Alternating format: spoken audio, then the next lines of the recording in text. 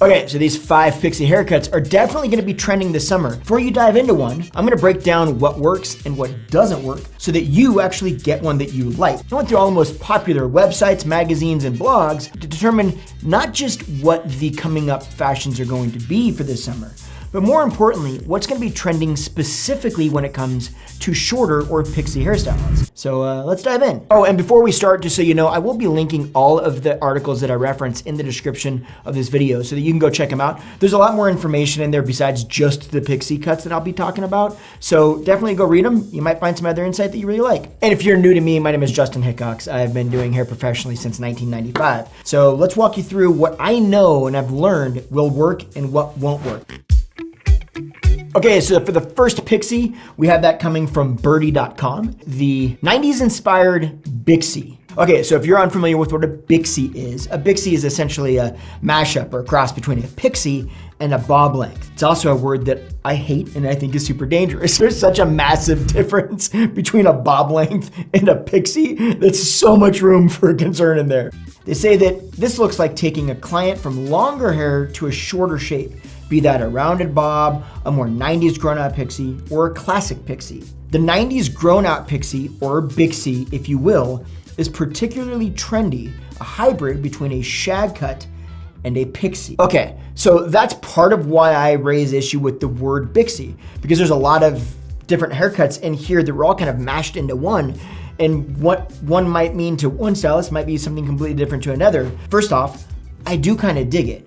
But there are a couple things that you want to know about it before you try to dive into one. There's going to be more fullness on the sides back here around the cheeks. So if you're bringing that length into roughly your jaw length, if you feel like your face is full, that could potentially even add more width to the look of your face, making you feel like your face actually even has more fullness. Now, with that said, because this is still a pixie and it's a little bit like a shag, right? Meaning that the top layers can be way shorter on this than they would be in other hairstyles and still kind of balance, because the whole point of this style is to not balance. Those layers on top can give you a little bit of extra lift, which means that some of that lift can help to offset some of that fullness in your face, creating a little bit more length, so it can kind of help with the stuff on the back. But as a whole, just remember that you add fullness around your cheeks, it might make you feel like you just have more cheeks. If this is a style that you like that kind of, I just woke up like this kind of vibe, and you want something that's really easy and kind of messy, I kind of dig this style actually, to be completely honest with you for that. But it is a very specific person. It's not gonna be something that you're gonna wanna try to make contrived or to kind of overly style, because the lengths just really aren't meant for that. They're meant to look like you basically woke up and just kind of shook it dry, and that's what it is. But all in all, I kind of dig it. Just be ready. It is very unstructured on purpose. Okay, so number 2 is coming to us from Vogue. They say that it's a soft pixie with curtain bangs. Basically, this cut features long fringe, parted softly in the middle, giving kind of a youthful, flattering frame to the face. They say great for women over 40. They also say that if you want this sort of curtain crop, long in the front, shorter in the back, it's worth letting your hairdresser know before they pull out the scissors, as the key to this style is in the actual shape, really meaning that you need to have enough fringe, basically, or enough length in the fringe. Yes, I 100% agree. You have to let your stylist know this ahead of time, and you will have to make sure that you do have enough length in the front to actually, or enough length around the fringe to actually make something like this work. So if you don't have enough length here, it's just gonna look like Dwight Schrute from The Office. Point being is that you need enough length in there. So I agree with that 1,000%. Here's where I draw a little bit of a concern on this, or I think you need to know. This is my opinion, all right?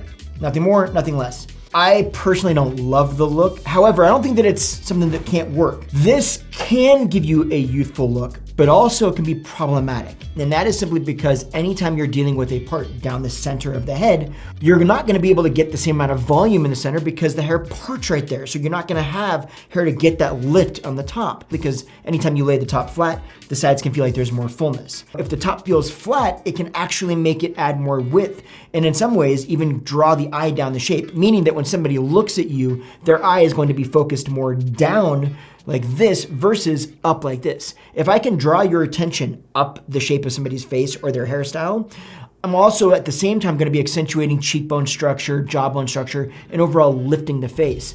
That's gonna be, or can be, harder to do when you're parting that down the center like that. So it's something that you want to keep in mind. But with that said, I think a lot of this look can still be achieved with not a dead center part. I think you can pull off the side a little bit. So if you do that, it does help to kind of give you a little more volume right on the top, and it kind of offsets that little bit of width that I was talking about, and that can work for you. All in all, hey, look, that's my opinion. It's not my favorite look, but if it's something that you're interested in, that's all you need to know about it. Just understand what a center part can do and keep that in mind before you dive in.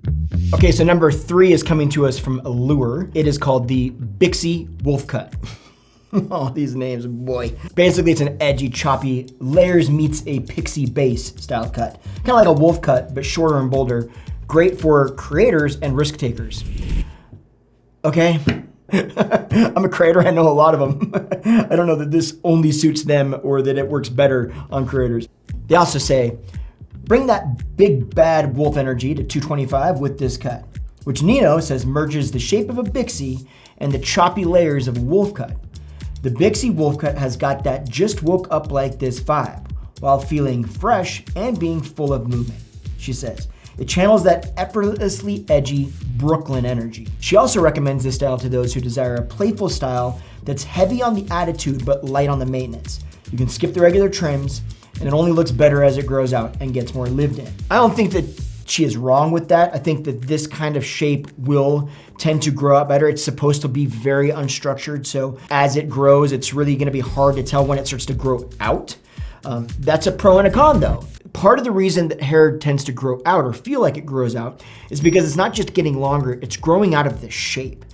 Usually when a hairstyle grows out of a shape, it means that it's not functioning as well for you, meaning that it's not accentuating the things about your face that you liked it accentuating before, right? It's starting to feel heavy and flat and just kind of like annoying. It doesn't style the way, it doesn't have the volume usually where it did before, which made you feel like it was a little bit more flattering for you. So when a style grows out better and starts to look better as it grows, usually it means that the shape to begin with isn't as strong, right? Because then as it's changing and if it's getting better, then technically speaking, the shape would be getting better as it gets longer. Does that make sense? It seems a little bit odd, but you kind of follow me there. And that is kind of what this shape is. There's not a lot of shape in these styles. There isn't a lot of volume specifically where it should be to accentuate certain things, for instance. It's more reliant on just having a lot of texture and movement and a lot of broken up layers and just kind of a very shaggy overall look. So if that's something that you're comfortable with, rad, rock it. It can be really cool, and it can be a really cool shape. Now, the biggest thing about this is what's the difference between this and the 90s inspired Pixie that we talked about in number 1. I would say the very small difference between them, the nuance, is that this number 3 Pixie Wolf Cut is a little bit on the longer side as a whole. So it's almost a little bit like the 90s style or the 90s inspired Pixie grew out and it landed here. So what I'm really getting at is if you want volume in specific areas to accentuate specific things about your face shape, this may not be the cut for you. But on the other hand, if you like just a shape that is really just relaxed, you want it to just kind of rock it, and you don't care if it really does much for your face, maybe you don't need it to, then this could be a really good option and you might dig it. Okay, number 4 comes to us from birdie.com, and I honestly think, I'm gonna tell you, this is, I think, probably one of my favorites on the list. I don't know how to pronounce this, I'm gonna butcher it. 60s Gamine Pixie. I don't know. Gamine. Basically, it's described as this. A 60s style Pixie just a few inches long and styled with a lightly tousled texture for a bit of movement. Okay, to me, when I think Pixie, this is what I think. Doing hair for 30 years, when I started doing hair, this is what a Pixie was. But I will tell you, this is one of my favorites for a couple of reasons. One, if you want something that actually can be pretty easy to style, this short absolutely can do that. Why? Because it allows you the versatility as a stylist to be able to cut the shape into the hair. So a very well done style like this, Pixie like this, is done in a way that you at home in the morning are not styling the shape into it, you're enhancing the shape that's already cut into it. And it's one of my favorite because I think it's a really bold look. Because they are so short and not everybody feels confident in something this short, when you rock one of these styles, people take notice. because you can feel it in somebody, right? When you walk by somebody and you know that they feel good and they're wearing the haircut, they're not letting the haircut wear them. You rock one of these, people remember it. They look at it and it's striking. It grabs their attention and they go, damn, she's killing it. And I agree. I think, yes, I can't pronounce it, but go get it. Just don't use that damn name. It's a stupid, it's a short pixie. That's what it is. The gamine, where does that? Also, this is really important to understand. I've said I was gonna be mentioning why you don't use these kind of industry terms for your stylist. See, here we have it listed as the 60s gamine pixie or whatever. And then in another publication, it was listed as the sleek prototypal pixie. Another word I can't explain or pronounce. But either way, two different names, the literal exact same haircut, like same photo that they're using to describe it and everything. Point being is the names are not the way that you address these. Take the photo, it's a much safer bet. Here's what I like, here's what I don't like. I've talked about it 1,000 times, I have so many videos that talk about that. But use the photo, don't use the industry terms. Okay, number 5 comes to us from InStyle, and they're calling it the David Bowie inspired pixie.